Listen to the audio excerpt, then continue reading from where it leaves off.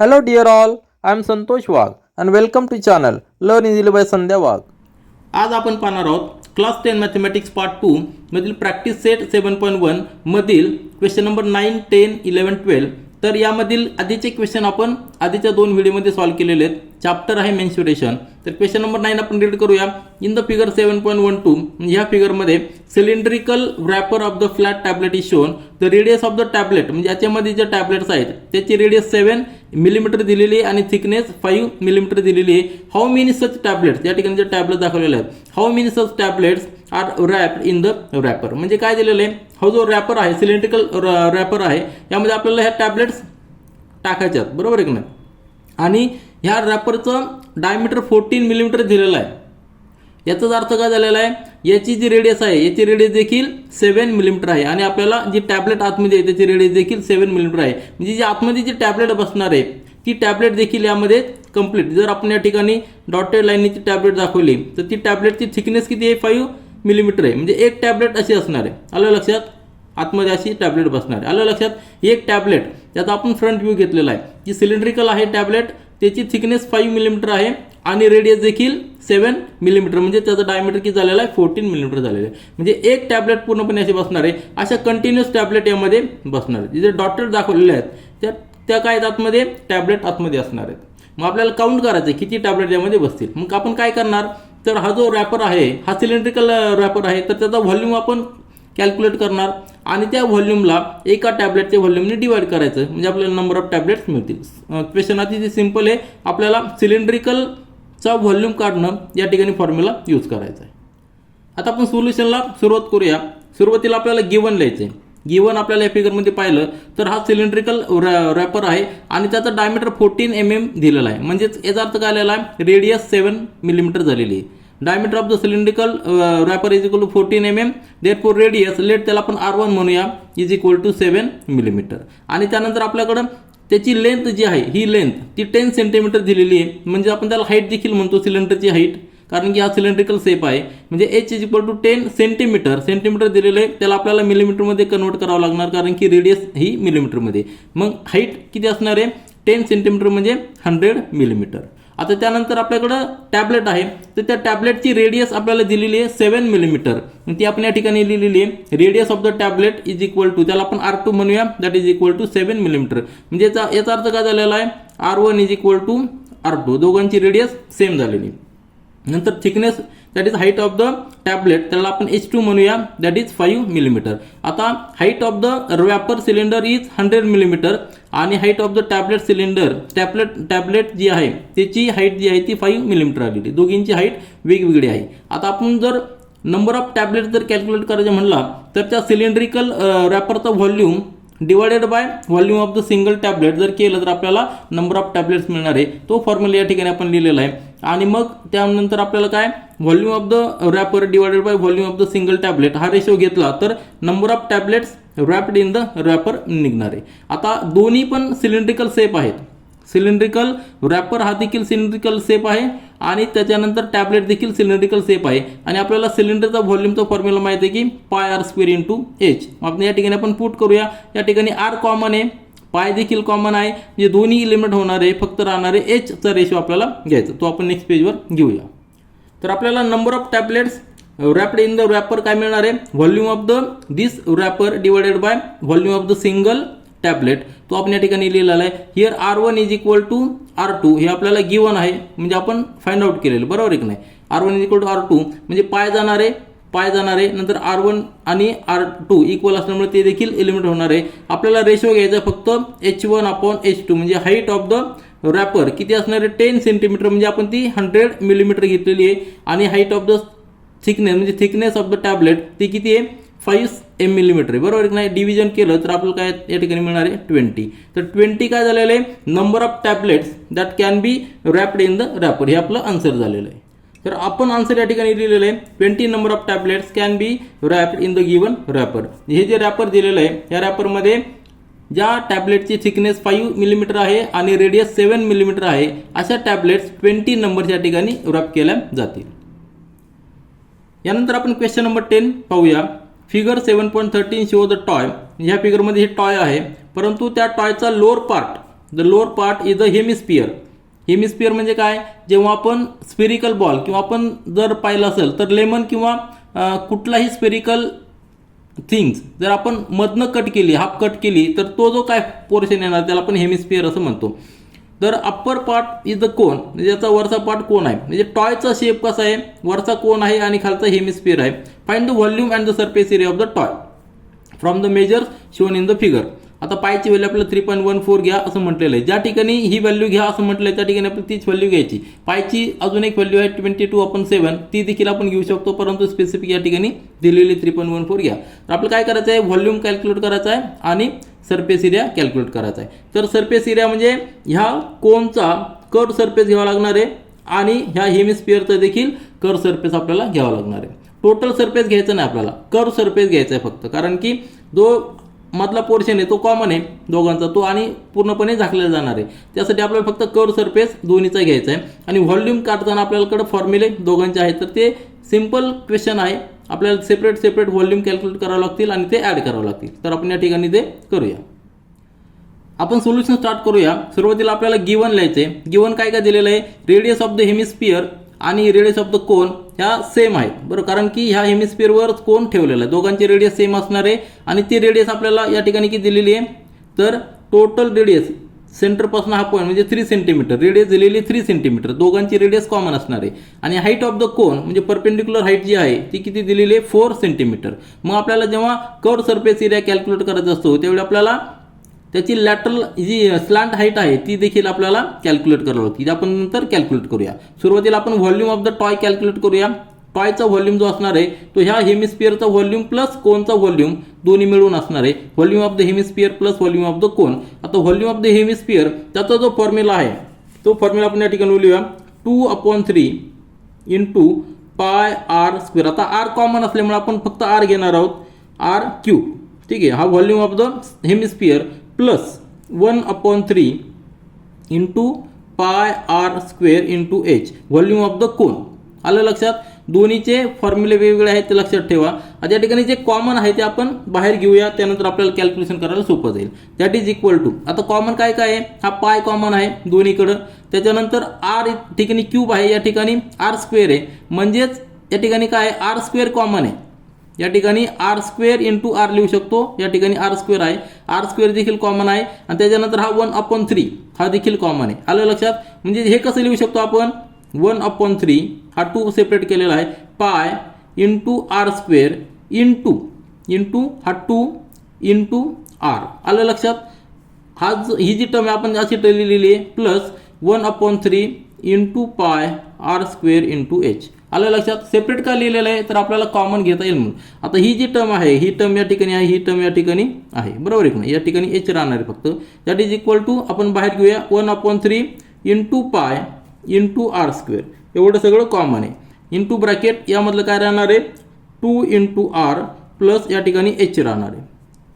आलं लक्षात, हे काय करतोय आपण, आपलं कॅल्क्युलेशन सिंपल करण्यासाठी करतोय. तर नंतर व्हॅल्यू पुट करूया.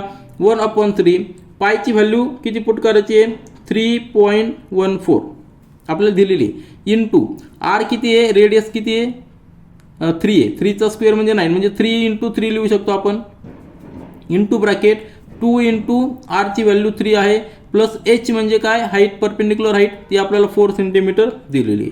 आलं लक्षात, कॅल्क्युलेशन सिंपल करण्यासाठी आपण या स्टेप्स घेतलेला आहे. या ठिकाणी आता हा 3 आणि हा 3 लिमिट होणार आहे. नंतर 3.14 इंटू 3.14 इंटू 3 आणि इंटू ब्रॅकेटमध्ये 3 इंटू 2 इंटू 3 म्हणजे 6 प्लस 4 म्हणजे 10. आलं लक्षात, कॅल्क्युलेशन सिंपल करतोय आपण, म्हणजेच काय होईल, 3.14 इंटू 3 इंटू 30 म्हणजे 30. आलं लक्षात, 3 इंटू 10 म्हणजे 30. यांचं मल्टिप्लिकेशन करायचं आहे, किती येणार आहे, हा 0 तसंच राहील, 3 ने मल्टिप्लाय करा, या ठिकाणी 12 येणार आहे, कॅरीवर 1 म्हणजे 3 इंटू 3 म्हणजे प्लस 1 4, बरोबर आहे की नाही. नंतर 3 इंटू 3 म्हणजे 9. आता आपल्याला 2 या ठिकाणी डेसिमल पॉईंट्स 2 डिजिट द्यायचे, डेसिमल पॉईंटच्या नंतर 2 डिजिट असणार आहे, म्हणजे 0 आणि 2 म्हणजे या ठिकाणी 94.20. आलं लक्षात, म्हणजे काय आलेलं आहे, व्हॉल्यूम ऑफ द टॉय आपला आन्सर आलेला आहे, एक आन्सर आलेला आहे, व्हॉल्यूम ऑफ द टॉय आपण या ठिकाणी लिहूया, volume of toy is equal to 94.24 आणि युनिट व्हॉल्यूम असणार आहे, मग त्यामुळे क्यूब असणार आहे, बरोबर आहे नाही. आणि आपण मिलीमीटरमध्ये घेतलंय, सगळे डायमेन्शन आपण सेंटीमीटर घेतले, सेंटीमीटर घेतले तर सेंटीमीटर क्यूब येणार आहे. हे आपलं पहिलं आन्सर झालेलं आहे. व्हॉल्यूम ऑफ द टॉय आपल्याला मिळालेलं आहे. आपण त्या ठिकाणी काय केलं आहे, हेमिस्फिअरचा व्हॉल्यूम आणि कोणचा व्हॉल्यूम ॲड केलेला आहे. तर 94.20 सेंटीमीटर क्यूब हे आपलं पहिलं आन्सर या ठिकाणी आलेलं. आता आपल्याला सरफेस एरिया कॅल्क्युलेट करायचा आहे.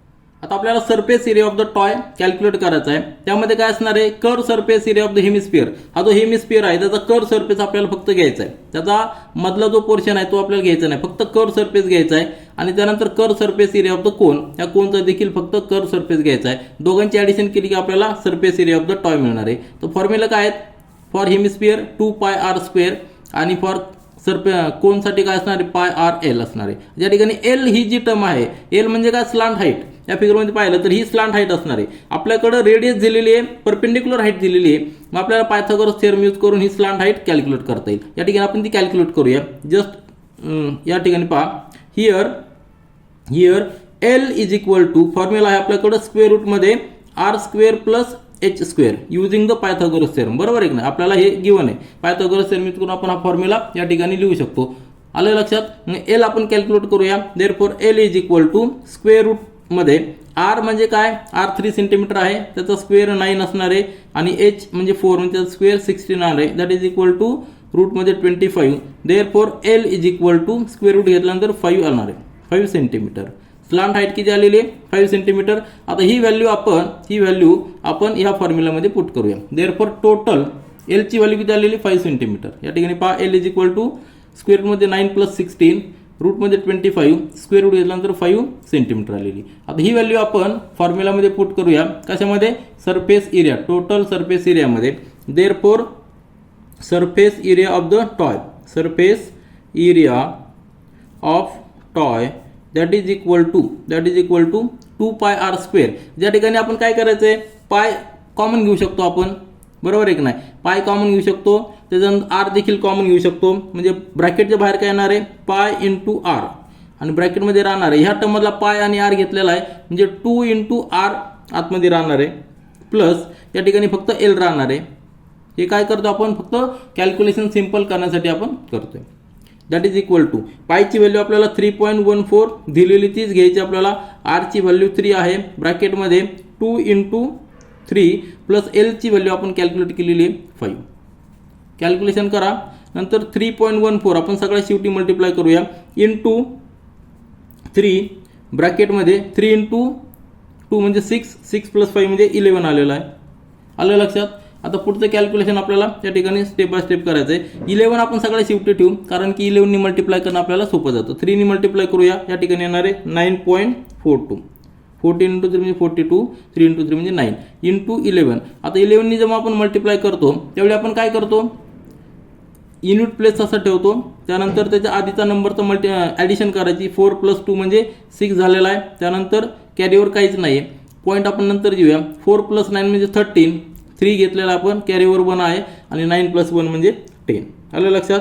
म्हणजे या ठिकाणी आलं. आता पॉईंट द्यायचा आपल्याला, 2 डिजिट द्यायचे आहेत, म्हणजे शेवटपासून 2 या ठिकाणी 103.62. हे काय झालेलं आहे, याचं मल्टिप्लिकेशन झालेलं आहे. हा सरफेस एरिया आहे, म्हणजे याचं युनिट काय असणार आहे, सेंटीमीटर स्क्वेअर किंवा स्क्वेअर सेंटीमीटर. तर आपण या ठिकाणी आन्सर लिहूया. तर आपला आन्सर काय असणार आहे, volume of the toy 94.20 centimetre cube आणि surface area of the toy 103.62 centimetre square, किंवा त्याला आपण स्क्वेअर सेंटीमीटर देखील लिहू शकतो. आपण स्क्वेअर सेंटीमीटर हे युनिट देखील आपण लिहू शकतो. तर लक्षात घ्या, त्या ठिकाणी कॉम्बिनेशन ऑफ हेमिस्फिअर आणि कोन दिलेला आहे. दोघांचे फॉर्म्युला आपल्याला लक्षात राहिले पाहिजे. यानंतर क्वेश्चन नंबर 11 पहा. Find the surface area and volume of a beach ball shown in the figure. हा बीच बॉल आपण जस्ट ड्रॉइंग काढलेलं आहे मी. तर हा बीच बॉल आहे, याचा आपल्याला सरफेस एरिया आणि व्हॉल्यूम कॅल्क्युलेट करायचा आहे. बीच बॉल म्हणजे काय, हा स्पियर झालेला आहे. स्पियरचे फॉर्म्युला आपल्याला माहिती आहे, सिंपल क्वेश्चन आहे. फॉर्म्युला फक्त मग आपल्याला ठिकाणी स्पियरचा व्हॉल्यूम आणि सरफेस एरिया काढण्यासाठी आपल्याला फक्त त्याचा डायमीटर माहीत पाहिजे असं. डायमीटर म्हणजे काय, रेडियस माहीत पाहिजे असं. रेडियस हे एकच डायमेन्शन त्यासाठी आहे, ते आपण व्हॉल्यूम आणि सरफेस एरिया दोन्ही कॅल्क्युलेट करू शकतो. तर आपण या ठिकाणी सोल्युशन लिहूया. आपण सोल्युशन स्टार्ट करूया. गिवन आपल्याला काय दिलेलं आहे, diameter of the beach ball 42 centimetre दिलेला आहे, म्हणजेच रेडियस त्याला आपण आर म्हणूया, that is equal to half of the diameter म्हणजे 21 सेंटीमीटर. आणि बीच बॉल हा स्पेरिकल शेपचा असतो आणि आपल्याला स्पेरिकल शेपचे व्हॉल्यूम आणि सरफेस एरिया त्याचे फॉर्म्युला माहिती आहे. तर surface area of the beach ball म्हणजे स्पिअरचा काय फॉर्म्युला आहे, 4 × πr स्क्वेअर हा फॉर्म्युला आहे. त्यामध्ये आपल्याला आरची व्हॅल्यू 21 सेंटीमीटर दिलेली, पायची व्हॅल्यू त्यांनी कुठली दिलेली नाही आहे. आपण 3.14 देखील घेऊ शकतो किंवा 21.22 आपण 7 देखील घेऊ शकतो. दोन्ही जर आपण व्हॅल्यू घेतल्या तर आपले आन्सर थोडासा डिफरंट येणार आहे. आपल्या बुकमध्ये जे आन्सर दिलेलं आहे त्यामध्ये 3.14 ही व्हॅल्यू घेतलेली आहे. तर आपण काय करूया, 22/7 ही पायची व्हॅल्यू घेऊया. Let pi is equal to 22/7 ही व्हॅल्यू घेऊया आणि किती डिफरन्स येतो तो आपण चेक करूया. तर या ठिकाणी आपल्याला पुट करायच्यात पायची व्हॅल्यू 22/7, आरची व्हॅल्यू 21. तर 4 × पायची व्हॅल्यू 22/7 आणि आरची व्हॅल्यू किती आहे, आर आपण घेतलं 21, बरोबर आहे ना. त्या ठिकाणी 21 लिहूया. 21 × 21 आर स्क्वेअर म्हणजे काय, 21 × 21 आपण लिहू शकतो. मग आता सिम्प्लिफाय करायचं आपल्याला. तर लक्षात घ्या 21चा स्क्वेअर आपल्याला या ठिकाणी घ्यायची गरज नाही, कारण 7 ने आपण या ठिकाणी रिड्यूस करूया. 7 या ठिकाणी 3 येणार आहे. आपण सिम्प्लिफाय केलेलं आहे जस्ट, बरोबर आहे की नाही. आता 21 × 3 म्हणजे 63 झालेला आहे. नंतर 22चा टेबल आपल्याला स्प्लिट करता येतो, म्हणजे काय लिहू शकतो आपण, 4 × 2 × 11 × 21 × 3. आलं लक्षात. हे काय केलेलं आपण या ठिकाणी जस्ट पहा काय केलेलं आहे. 22ला आपण स्प्लिट केलं आहे 2 × 11नी, 21 तसं घेतलं, 3 असंच घेतलेलं आहे आणि 4 आता या ठिकाणी काय करायचं, ह्या दोघांचं मल्टिप्लिकेशन करायचं, 11 तसंच ठेवायचा.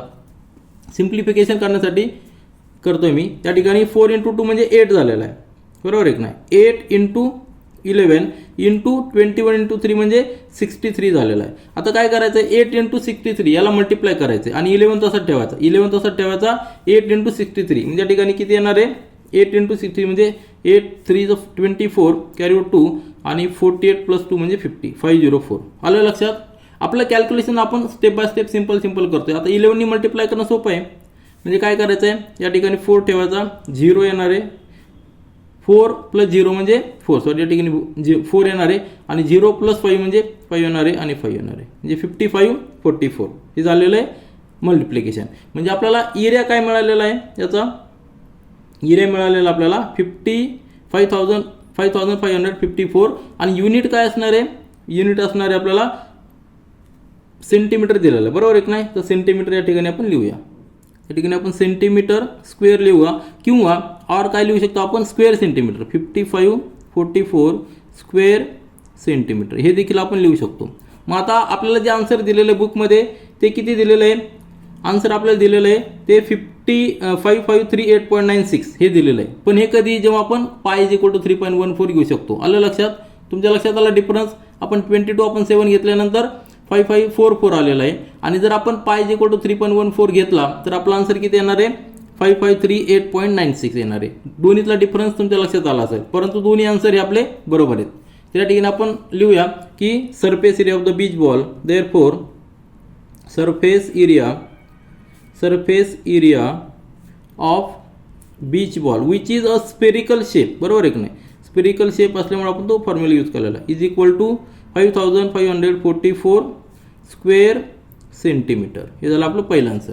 आणि आपल्याला बुकमध्ये काय दिलेलं आहे, इन बुक काय दिलेलं आहे, इन बुक आन्सर काय आहे, answer is equal to 5538.96 square centimetre.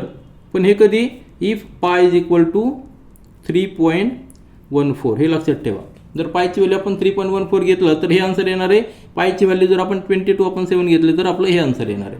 आता त्याच्यानंतर आपल्याला व्हॉल्यूम कॅल्क्युलेट करायचा आहे. तो देखील आपण पायची व्हॅल्यू 22/7 घेऊन 22/7 घेऊन कॅल्क्युलेट करूया. आता volume of the beach ball त्याचा फॉर्म्युला आहे, म्हणजे स्पिअरचा व्हॉल्यूम 4/3 × πr³. आता आरची व्हॅल्यू 21 आपल्याला दिलेली आहे. पायची व्हॅल्यू आपण 22/7 घेणार आहोत आणि बुकमध्ये जे आन्सर दिलेलं आहे त्यावेळी पायची व्हॅल्यू 3.14 घेतलेली. दोन्हीतला डिफरन्स आपण या ठिकाणी चेक करूया. That is equal to 4/3 × 22/7 × r³ म्हणजे काय, 21 × 21 × 21 म्हणजे हा 7 या ठिकाणी 3 येणार आहे आणि हा 3 जाणार आहे, हा 3 जाणार आहे. 7 × 3 म्हणजे 21, एक 21 गेलेला आहे. आता पुन्हा एकदा 11 22ला आपण स्प्लिट करूया. 4 × 2 × 11 आलं लक्षात. 22ला आपण काय केलेलं स्प्लिट 2 × 11 केलेलं आहे. नंतर 21चा स्क्वेअर, 21चा स्क्वेअर किती आहे 441. हा स्क्वेअर आपल्याला माहीत पाहिजे, बरोबर आहे की नाही. किंवा तुम्ही मल्टिप्लाय करा 21 या ठिकाणी 1 आणि 22 42 प्लस 2 44, 441 हा स्क्वेअर झालेला आहे. आता काय करायचं, हा 8 4 × 2 म्हणजे 8, 8नी 441ला मल्टिप्लाय करायचं. कसं 8 × 11 × 441, 8नी 441ला मल्टिप्लाय करायचं. दॅट इज इक्वल टू या ठिकाणी 8 येणार आहे. 4 × 1 म्हणजे 8, 4 × 8 म्हणजे 32, कॅरीवर 3 आले, 32 प्लस 3 म्हणजे 35, 35 28, बरोबर आहे की नाही. 11 × हा 11 तसाच आहे, 11नी मल्टिप्लाय करा म्हणजे या ठिकाणी 8 युनिट प्लेस तसं ठेवायचा. नंतर दोघांची ॲडिशन 8 + 2 म्हणजे 10, कॅरीवर 1 आलेला आहे. 5 + 2 म्हणजे 7, 7 + 1 म्हणजे 8, नंतर 5 + 3 म्हणजे 8 आलेला आहे या ठिकाणी आणि हा 3 तसंच आहे. म्हणजे काय आन्सर आलेलं आहे 38808 आणि युनिट असणार आहे सेंटीमीटर, व्हॉल्यूम आहे सेंटीमीटर क्यूब असणार आहे, बरोबर आहे की नाही. तर हे आपलं आन्सर आलेलं आहे. आणि आपल्या बुकमध्ये आन्सर काय दिलेलं आहे, बुकमध्ये आन्सर दिलेलं आहे 38772.72. पण हे कधी इफ पाय इज इक्वल टू 3.14. जर पायची व्हॅल्यू 3.14 घेतली तर आपल्याला हे आन्सर येणार आहे. आणि जर आपण पाय इज इक्वल टू 22 आपण 7 घेतली तर आपल्याला 38808 सेंटीमीटर क्यूब हे आन्सर येणार आहे. तर दोन्ही आन्सर बरोबर आहेत. आपण या ठिकाणी आन्सर फायनल आन्सर लिहूया. त्या ठिकाणी आपण आन्सर लिहिलेला आहे. हा स्पेरिकल बॉल आहे, तर त्याचा सरफेस एरिया किती येणार आहे 5544 सेंटीमीटर स्क्वेअर. पण कधी जेव्हा पाय इज इक्वल टू 22 आपण 7 घेतली तर, आणि येणार आहे 5538.96 सेंटीमीटर स्क्वेअर इफ पाय इज इक्वल टू 3.14. आणि त्याचप्रमाणे volume of the beach ball येणार आहे 38808 सेंटीमीटर क्यूब फॉर पाय इज इक्वल टू 22 आपण 7 आणि 38772.72 सेंटीमीटर क्यूब इफ पाय इज इक्वल टू 3.14. हा सेंटीमीटर क्यूब व्हॉल्यूमसाठी आहे, सेंटीमीटर स्क्वेअर सरफेस एरियासाठी. हे आपले आन्सर्स. यानंतर आपण प्रॅक्टिस सेट 7.1 मधला शेवटचा क्वेश्चन पाहूया. Question number 12. As shown in the figure a cylindrical glass contains water. या सिलेंड्रिकल ग्लासमध्ये वॉटर आहे. A metal sphere of diameter 2 centimetre. हा मेटल स्पियर आहे आणि त्याचं diameter 2 centimetre is immerse in it. म्हणजे यामध्ये ऑलरेडी तो इमर्स झालेला आहे. आणि find the volume of the water. आता वॉटरची लेवल इथपर्यंत आहे, ही जी लेवल आहे ही वॉटरची लेवल आहे आणि वरचा स्पेस हा एम्प्टी स्पेस आहे. आलं लक्षात. हा स्पेस एम्प्टी आहे आणि 30 सेंटीमीटर जी हाईट दिलेली ती वॉटरची हाईट आहे. परंतु त्या वॉटरमध्ये एक मेटल स्पियर आहे, त्याचा डायमीटर 2 सेंटीमीटर दिलेला आहे. आपल्याला काय करायचं आहे find the volume of the water. म्हणजे water with the metal sphere त्याची हाईट 30 सेंटीमीटर आहे. आपल्याला विदाऊट मेटल स्पियर वॉटरचं व्हॉल्यूम कॅल्क्युलेट करायचं आहे. म्हणजे काय करावं लागणार आहे आपल्याला हा टोटल व्हॉल्यूम कॅल्क्युलेट करता येईल, कारण की हा सिलेंड्रिकल शेप आहे. वॉटरला शेप कुठला आलेला आहे तर त्याने सिलेंडरमध्ये असल्यामुळे त्याला सिलेंड्रिकल शेप आलेला आहे, पण विथ मेटल. आणि मेटल हा सिलेंड्रिकल आहे त्यामुळे त्या मेटलचं देखील आपल्याला व्हॉल्यूम कॅल्क्युलेट करता येईल. म्हणजे जर आपण टोटल व्हॉल्यूम पाहिला, टोटल व्हॉल्यूम जर आपण V1 म्हटलं, आलं लक्षात. V1 म्हणजे काय volume of water with metal. आणि त्यातनं जर मेटलचा व्हॉल्यूम मायनस केला तर जे काय आन्सर येणार आहे तो व्हॉल्यूम ऑफ ओनली वॉटर, बरोबर आहे की नाही. Volume of only water, only water जे असेल ना ते आपल्याला कॅल्क्युलेट करायचं, बरोबर आहे की नाही. आता हा जो व्हॉल्यूम येणार आहे 30 सेंटीमीटर हाईट घेऊन तो व्हॉल्यूम विथ मेटल असणार आहे. मग आपल्याला मेटलचा व्हॉल्यूम जर मायनस केला तर volume of the only water मिळणार आहे. आलं लक्षात. तर या ठिकाणी आपलं सिंपल सिलेंड्रिकलचं व्हॉल्यूम या दोन्ही फॉर्म्युला आपल्याला यूज करायचं, ते आपण या ठिकाणी लिहूया. आपण सोल्युशन स्टार्ट करूया. सुरुवातीला आपण गिवन लिहूया. आपल्याला काय काय दिलेलं आहे, हा सिलेंडर दिलेला आहे म्हणजेच वॉटरचा शेप तोच असणार आहे सिलेंडर. तर diameter of the cylinder 14 centimetre दिलेला आहे. म्हणजे रेडियस त्याला आपण R1 म्हणूया. रेडियस R किती असणार त्याच्या हाफ म्हणजे 7 सेंटीमीटर आपली रेडियस मिळालेली. त्यानंतर height of the water with metal sphere immersed, बरोबर आहे. मेटल स्पियर त्यामध्ये असताना त्याची हाईट किती आहे H1 त्याला म्हणूया 30 सेंटीमीटर या ठिकाणी दिलेली. वरचा स्पेस एम्प्टी स्पेस आहे लक्षात ठेवा. नंतर diameter of the metal sphere 2 centimetre आपल्याला दिलेली आहे. म्हणजे रेडियस त्याला आपण R2 म्हणूया. रेडियस त्याच्या हाफ असणार आहे म्हणजे 1 सेंटीमीटर आपल्याला रेडियस मिळालेली. ही आपल्याला गिवन इन्फॉर्मेशन आहे. त्यावरून आपण सुरुवातीला कॅल्क्युलेट करणार की volume of the water when the metal sphere is immersed, ते आपण या ठिकाणी कॅल्क्युलेट करूया. Therefore volume of the water when metal sphere is immersed काय असणार आहे सिलेंड्रिकल शेप असणार आहे तो, बरोबर आहे. पाय r1 square into h1. r1 काय आहे, रेडियस ऑफ द सिलेंडर. ती व्हॅल्यू या ठिकाणी पुट करूया. पायची व्हॅल्यू आपण सगळ्या शेवटी पुट करूया, कारण की पायची व्हॅल्यू 22 आपण 7 देखील असते किंवा 3.14 देखील घेऊ शकतो. दोन्ही व्हॅल्यू घेतल्यानंतर थोडासा डिफरन्स येतो, तो आपण तो एंडला पाहूया. तर या ठिकाणी पाय तसंच ठेवूया. r1 जो आहे, r1 म्हणजे सिलेंडरची रेडियस किती 7 आहे, त्या ठिकाणी r1चा स्क्वेअर आहे म्हणजे 7 इंटू 7. स्क्वेअर म्हणजे 2 वेळा लिहायचं आहे. आणि h1 हाईट किती आहे 30 सेंटीमीटर. कॅल्क्युलेशन करा. पाय तसाच ठेवायचा. 7 इंटू 49 म्हणजे पाय इंटू 49 इंटू 30 नी मल्टिप्लाय करा, 3 नी मल्टिप्लाय करायचं आहे म्हणजे 147, बरोबर आहे की नाही. देअरफॉर V1 आपण ज्याला काय म्हणलेलं आहे, volume of water with metal sphere immersed, त्याला V1 म्हटलेलं आहे. तो किती आलेला आहे 49 इंटू 3 म्हणजे 147 आणि हा 0 इंटू पाय. याला आपण इक्वेशन नंबर 1 देऊया. आलं लक्षात. इक्वेशन म्हणजे हे काय झालेलं आहे, volume of the water when metal sphere is immersed, ती व्हॅल्यू आली. पायची व्हॅल्यू आपण नंतर त्या ठिकाणी पुट करूया. त्यानंतर volume of the metal sphere आपल्याला कॅल्क्युलेट करावं लागेल. Now volume of metal sphere, volume of, आता हा स्पियर आहे, व्हॉल्यूम ऑफ मेटल स्पियर. स्पियरचा व्हॉल्यूमचा फॉर्म्युला वेगळा आहे. Metal volume of the metal sphere काय त्याचा फॉर्म्युला आहे, त्याला आपण V2 म्हणूया. V2 is equal to 4/3 into pi into R1 याला R2 म्हणायचं आहे, R2चा क्यूब. स्पियरचा रेडियस आपण रेडियस किती घेतलेली, R2 घेतलेली ती 1 सेंटीमीटर आहे. या ठिकाणी पुट करूया म्हणजे काय येणार आहे 4/3. पाय तसंच ठेवूया आपण, तो शेवटी आपण पुट करूया.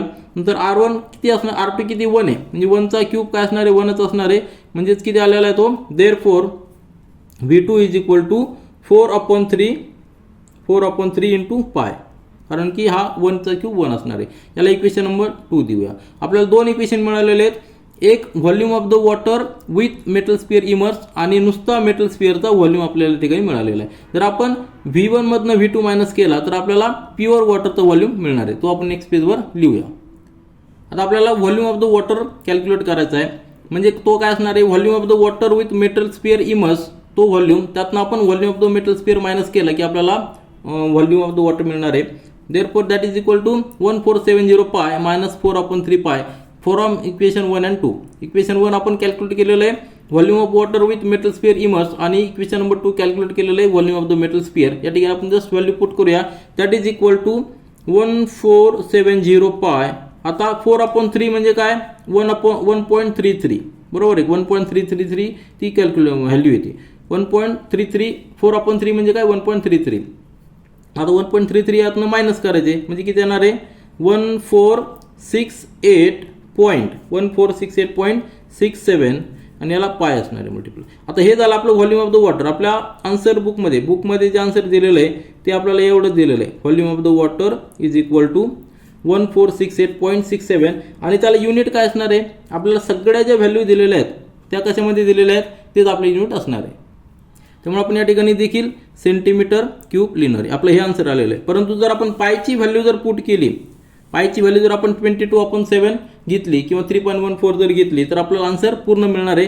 देअरफॉर आपण कॅल्क्युलेट करूया volume of water that is equal to 1468.67. पायची व्हॅल्यू आपण 22/7 घेऊया. फॉर पाय इज इक्वल टू 22/7. आता ही कॅल्क्युलेशन करूया म्हणजे 7नी याला डिवाइड करायचं, बरोबर आहे की नाही, आणि 22 मल्टिप्लाय करायचं. तर 7नी डिवाइड केल्यानंतर काय होणार आहे, सेपरेट डिवाइड करूया किंवा या ठिकाणी लिहा.